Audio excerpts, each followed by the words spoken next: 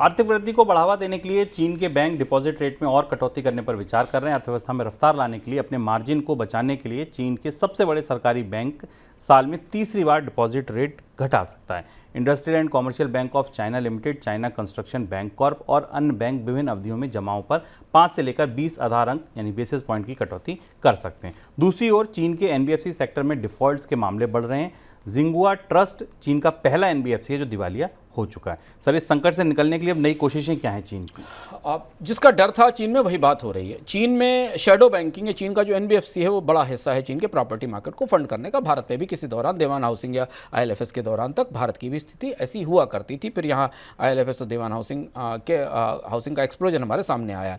बहुत सारे लोग ये मान रहे हैं कि चीन के एनबीएफसी में चैलेंज चीन का लीमन मूवमेंट हो सकता है, क्योंकि चीन की पूरे प्रॉपर्टी मार्केट को वहाँ के शैडो बैंक चलाते हैं, जिसमें एक सिटी ट्रस्ट है जिसकी जो कंपनी डिफॉल्ट होने की परिस्थिति में आ गई है। इसके अलावा प्रॉपर्टी कंपनियां पहले से ही डिफॉल्ट हैं। एवरग्रांडे के बारे में हमने आपको बताया। इसके अलावा दूसरी एक कंपनी थी वो भी डिफॉल्ट हो रही है।